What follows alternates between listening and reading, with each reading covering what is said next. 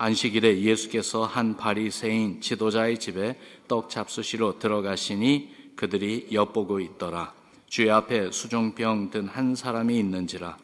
예수께서 대답하여 율법 교사들과 바리새인들에게 이르시되 안식일에 병 고쳐주는 것이 합당하냐 아니하냐.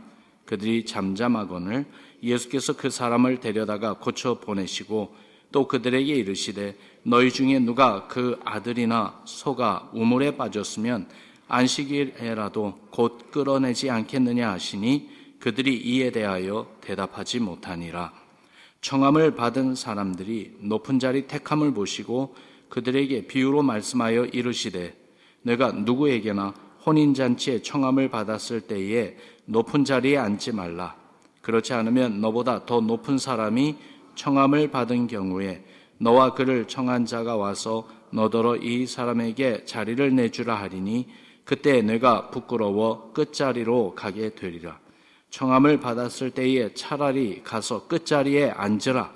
그러면 너를 청한 자가 와서 너더러 벗이어 올라 앉으라 하리니 그때에야 함께 앉은 모든 사람 앞에서 영광이 있으리라.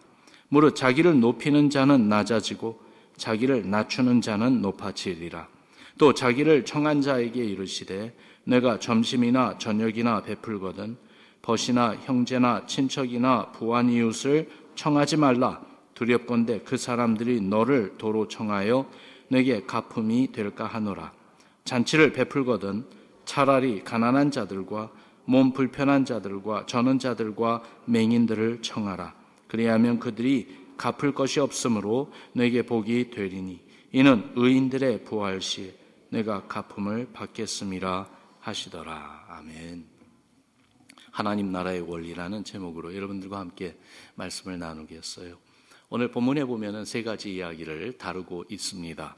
하나하나 사실 그 내용들을 자세히 살펴보면은 한 편의 설교 말씀이 될 수 있다고 생각되는데, 근데 이 세 가지 내용에 그 undercurrent, 그 밑에 이렇게 흐르고 있는 참 중요한 그 내용이 있습니다. 그래서 세 가지 내용을 보면서 이 밑에 쭉 흐르고 있는 그 중요한 내용이 도대체 무엇인지 함께 찾아보기를 원합니다. 본문의 시작을 보면은요, 예수님께서 어떤 바리새인의 집에 초청되어 가십니다.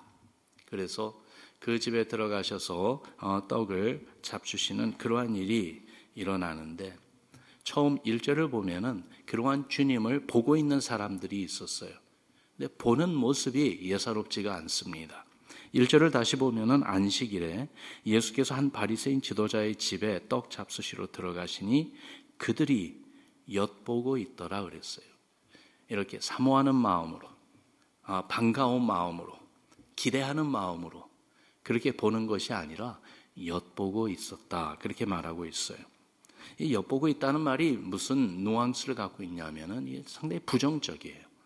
뭔가 문제 잡을 것이 있지 않을까, 그렇게 흠잡을 것이 혹시나 없을까 하는 마음으로 보고 있었다는 것입니다. 예수님이 그런 그들의 마음을 다 읽고 계셨어요. 안식일이라는 그 사실을 알고 안식일에 일을 해서는 안 된다는 그러한 규정이 있는데, 예수님이 이런 안식일을 어기고 일을 하지 않을까, 그러한 마음으로 엿보고 있었던 그들의 속마음을 예수님이 다 읽고 계셨어요. 근데 마침 그때 수종병 든 사람이 그 가운데 있었습니다. 이 수종병이라는 것이 병으로 인해서 몸이 이렇게 좀 붓는 그런 병이잖아요. 누가 보더라도 한눈에 알아볼 수 있는 병자였습니다. 그러한 상황 가운데 주님이 먼저 입을 열어 그들에게 말씀하시죠. 안식일에 병 고쳐주는 것이 합당하냐 아니면 합당하지 않느냐. 누구도 대답하지 않습니다. 꿀먹은 벙어리처럼 입을 꽉 다물고 아무 말도 하지 않아요. 여러분은 어떻게 생각하세요? 안식일에 일하는 것이 맞습니까? 안 하는 것이 맞습니까? 안식일에 병든 자를 고쳐주는 것이 맞습니까? 아니면은 안식일이기 때문에 일을 해서는 안 되니까 병든 자는 그냥 그대로 내버려 두는 것이 맞습니까? 예수님을 엿보고 있던 사람들 마음에는요, 안식일에 일하는 것, 율법을 어기는 것이라고 생각했어요. 당연히 일하면 안 된다. 그래서 그 마음에 그렇게 정하고 있었죠. 그러므로 병든 자도 안식일이니까 그대로 두는 것이 맞다라고 생각하고 있었던 것인데, 예수님도 그렇게 생각하셨을까요? 예수님도 그럴까요? 수종병 든 사람이 있는데 예수님은 어떻게 하실까?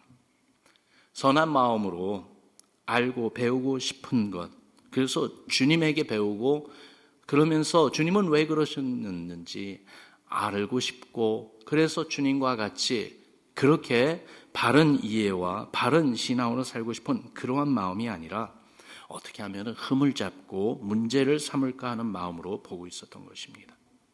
그런데 주님은요, 그런 그들의 마음이 틀렸다고 하시는 것이죠. 특별히 그들이 가진 질문 자체가 틀렸다는 것을 알려주고 싶어 하십니다. 안식일에 일을 하느냐 마느냐, 그거보다 더 중요한 것은 그 안식일을 온전히 지키라고 그 율법을 주신 하나님의 마음을 바로 아는 것이 더 중요하다는 것이. 그래서 안식일에 만난 그 병든 자를 어떻게 해줘야 하는 것을 하나님의 마음을 가지고 보는 것이죠. 바로 알아야 되는 것이에요. 대답을 안 하는 그들에게 그래서 주님은 행동으로 먼저 보여주셨습니다. 수종병 든 사람을 고쳐주셨습니다. 그런 주님의 모습을 보는 그들은요, 예수님이 안식일을 범했다고 책망하려고 했을 것이에요. 그런데 주님은 병자를 고쳐주고 나서 바로 말씀해 주십니다. 5절에 보니까 너희 중에 누가 그 아들이나 소가 우물에 빠졌으면 안식일이라도 곧 끌어내지 않겠느냐. 여러분 생각해 보세요. 우물에 빠졌습니다. 내 아이가 우물에 빠졌습니다. 내가 가장 소중하게 여기는 자산인 소가 우물에 빠졌습니다. 그대로 내버려 두면은 죽습니다. 가만히 있겠습니까? 아니죠. 바로 구출해내는 것이 당연하죠. 안식일이라도 말입니다. 왜요? 안식일은 주님 안에서 생명을 얻고 생명을 누리는 날이지 생명을 죽게 내버려 두고 생명을 죽이는 날은 아니잖아요. 안식일을 위해 사람이 있는 것이 아니죠. 그 반대로 하나님이 지으신 사람을 위해 안식일을 주신 것 아닙니까? 주님 안에서 안식하며 그러면서 주님 안에서 재충전되고 또한 회복받고 다시 한번 힘을 얻는 것, 바로 그게 안식일 아닙니까? 바로 하나님 나라의 원리를 우리가 알아야 되겠어요. 하나님의 사랑으로 하나님의 사람들을 살리고 보호하고 의로운 길로 인도해 주는 것, 그것이 바로 하나님 나라의 원리라 이 말입니다. 예수님 시대에 안식일을 지키는 것은 참 중요했습니다. 하나님이 주신 법이었기 때문에 그랬죠. 만약 안식일을 범하면 돌로 쳐서 죽여야 할 정도로 엄한 그러한 법이었습니다. 그렇다 할지라도 그 안식일을 주신 이유는, 그래서 안식일을 지켜야 하는 이유는 살리기 위함이었습니다. 죽이려는 목적이 아니었어요. 이런 하나님의 마음과 뜻을 외면하고 법만을 내세우려고 하는 율법 교사들과 바리새인들의 모습을 보며 안타까워하시는 예수님을 우리가 이 말씀에서 만나보게 됩니다. 이 스토리가 우리에게 주는 교훈이 무엇일까요? 서로를 주의 말씀으로 세워주고 신앙과 교회를 더욱더 살리는 것이 아니라 법을 놓고 따지면서 혼란과 무질서 등 싸움으로 인해서 신앙을, 교회를 죽게 만드는 일이 우리에게 있어서는 안 된다는 것입니다. 어떤 경우에도 주께로 돌아와야 할 영혼들에게 본이 안 되고 오히려 돌아오고자 했던 그 마음을 닫아버리고요. 그래서 발걸음을 막아버리는 율법주의, 또한 서로를 정죄하는 행위 등이 있어서는 안 되겠다 이 말씀입니다. 주님을 섬기는 그 교회 사역의 현장에서 법을 따지고 논쟁 가운데 주의 복음 사역을 가로막고 영혼 구원을 방해하는 일이 있어서는 안 되겠습니다. 오히려 살리고 세워주고 그렇게 하나님 나라를 확장시켜가며 구원의 은혜와 또한 영생을 많은 이들에게 가져다 주는 일에 힘써야 되겠습니다. 만약 그렇지 않으면 주님이 안타까워하십니다. 주님이 책망하실 것입니다. 로마서 13장 8절에 보면은 이런 말씀이 있어요. 우리 같이 읽어봅시다. 시작. 피차 사랑의 빚 외에는 아무에게든지 아무 빚도 지지 말라. 남을 사랑하는 자는 율법을 다 이루었느니라.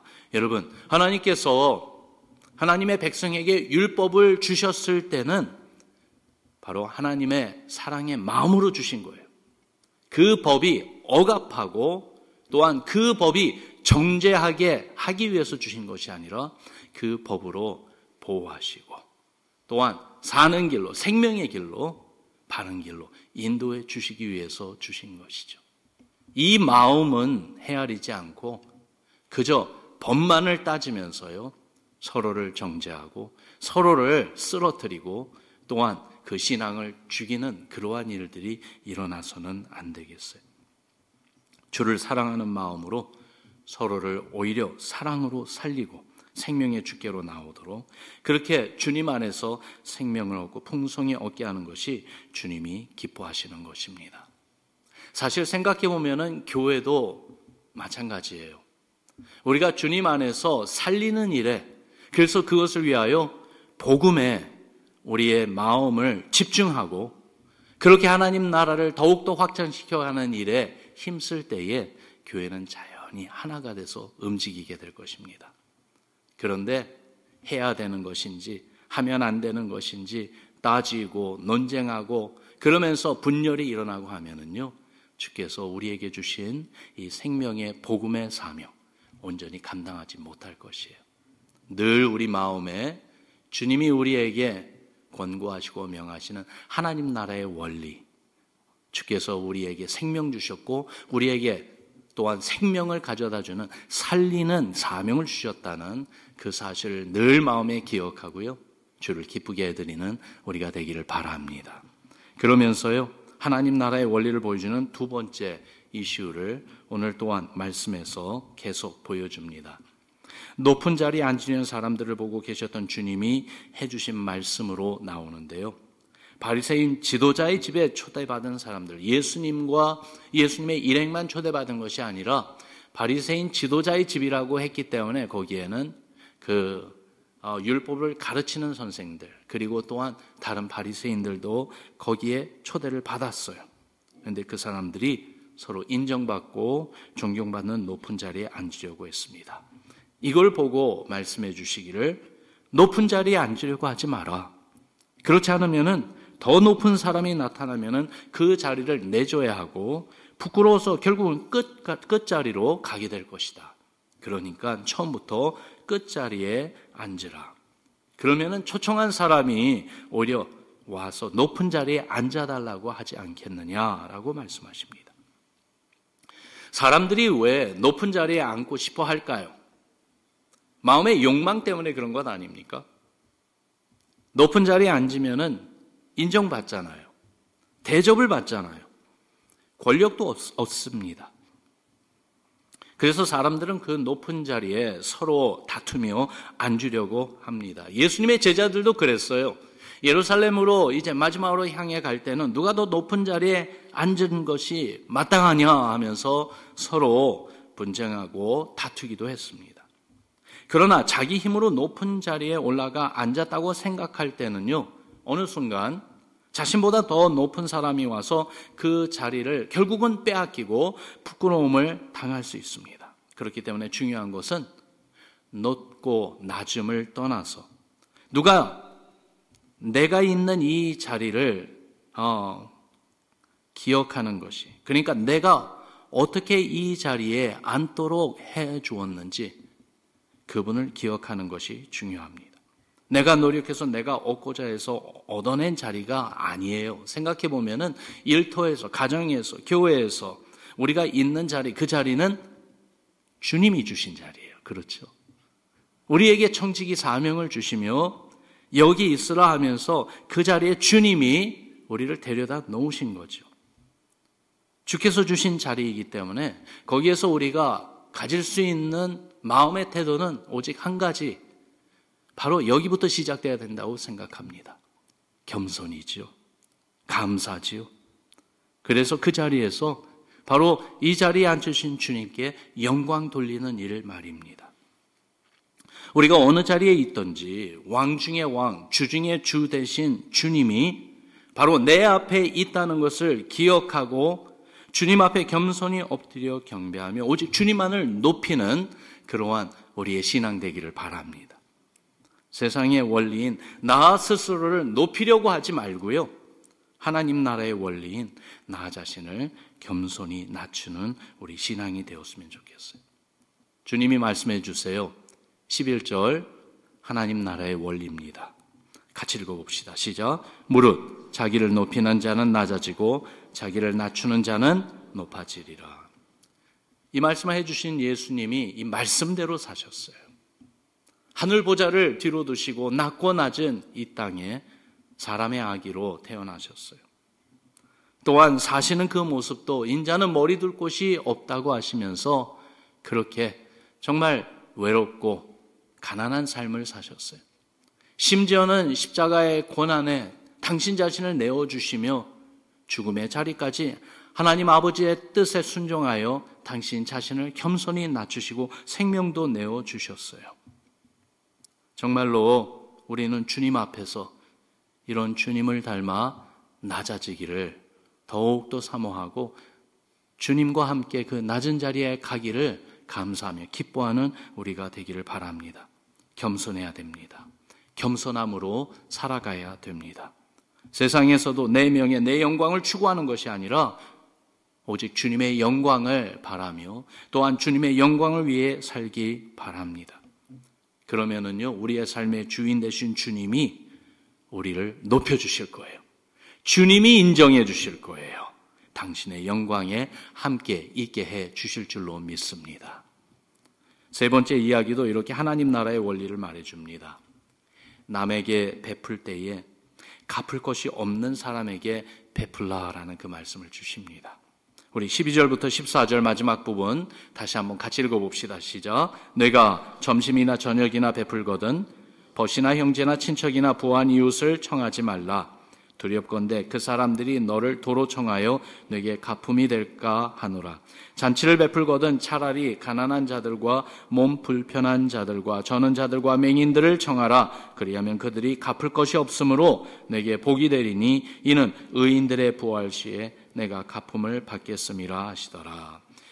세상의 원리는 모든 경우에 그런 것 같아요. 이익을 추구하는 그러한 원리입니다. 내가 손해보면서 하려고 하지 않습니다. 심지어는 선한 일을 하고요. 그러면서 나 자신을 다른 사람들을 위해서 이렇게 내어주는 그런 일을 할 때도 보면은 무엇인가 내가 얻는 것이 있기 때문에 그렇습니다. 인정받는 것. 아, 저 사람은 참 착한 사람이야. 그러면서 뭔가 나에게 돌아오는 것이 있다는 것을 알기에 그것을 계산해서 하는 경우가 많지요. 내가 대접하고 베풀 때에 인정받고 뭔가 얻기 위한 그러한 마음이 있다는 것이죠. 그런데 주님 바로 보는 신앙으로 사는 우리는 그렇게 살지 말라고 하십니다. 뭔가 내가 원하는 것을 받을 것을 기대하며 계산하며 베풀려고 하지 말고 오히려 거저 베풀고 거저 사랑으로 섬기라고 말씀해 주시는 거예요. 왜 그렇겠습니까? 여러분 생각해 보세요. 우리가 받은 것, 우리가 가진 것, 어느 것 하나도 하나님께서 우리에게 주지 않은 것, 내가 스스로 얻어낸 것이 있습니까? 없습니다. 다 주님이 주신 거예요. 심지어는 내가 열심히 일하고 땀 흘려 일해서 얻어낸 나의 업적이라 할지라도 그렇게 할 수 있도록 건강을 주셨어요. 그렇게 할 수 있도록 지혜를 주셨어요. 그렇게 할 수 있도록 필요한 사람을 만나게 해주셨어요. 생각해 보면은 주께서 우리에게 베풀어 주시고 거저 주신 은혜가 있었기에 일을 하고 어떠한 업적을 이루고 그러면서 우리가 여기까지 온 거지.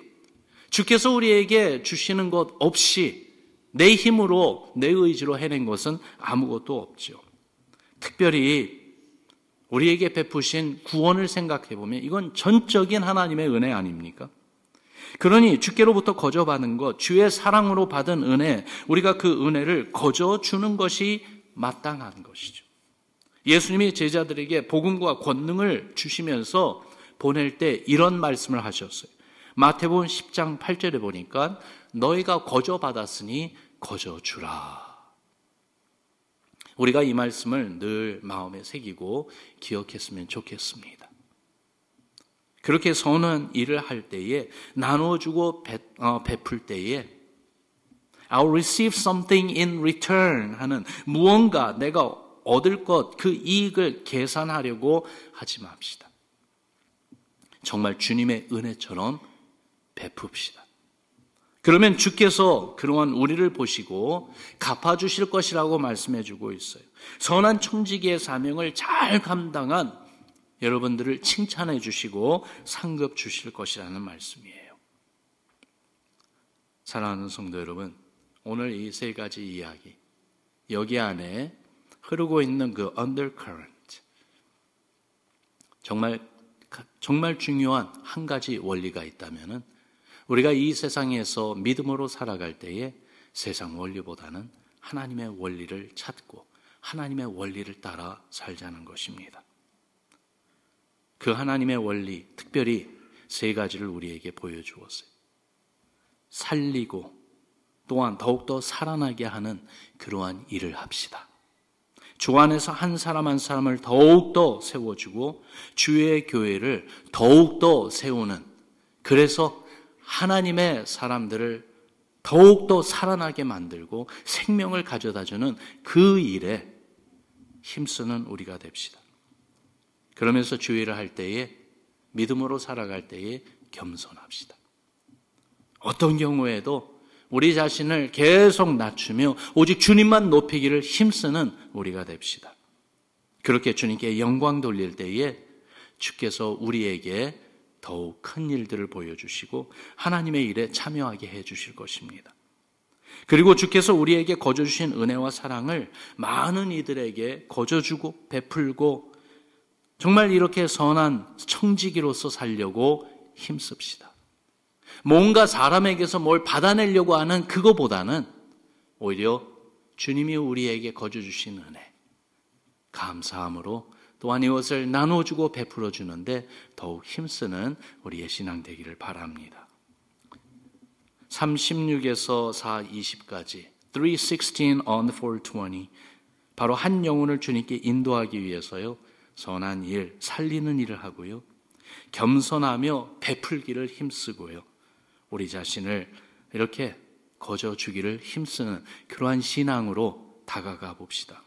주께서 이런 우리를 기뻐하시며 주의 기적과 영광을 경험하게 해주실 거예요. 하나님이 구원하고자 벌써 일하고 계신 그 한 영혼, 그 영혼의 삶에서 일어나는 일들을 보게 하시고 또한 그 일로 인해서 우리 마음에 큰 기쁨을 얻게 해 주실 줄로 믿습니다. 여러분, 오늘도 하루를 살면서 만나는 분들이 있을 거예요. 그렇죠? 벌써 이 아침에 우리 믿음의 형제 자매들, 성도들을 만납니다. 가족과 시간을 보냅니다. 오늘 하루 어쩌면은 생각지도 않았던 그러한 분들을 만나기도 할 것입니다. 서로와의 관계 가운데 여러분 이렇게 주님의 은혜를 보여주고 주의 은혜를 전해주는 하나님 나라의 원리대로 살아가는 우리를 통해서 예수 그리스도의 사랑과 은혜가 증거되고 그분들에게 흘러가는 귀한 주님의 일들이 일어나기를 사모하고 기도합시다. 오늘 이 아침에 정말 우리는 세상의 원리 아니라 하나님 나라의 원리대로 살기를 원합니다. 우리 간절한 마음으로 주님께 기도로 함께 나아가겠습니다.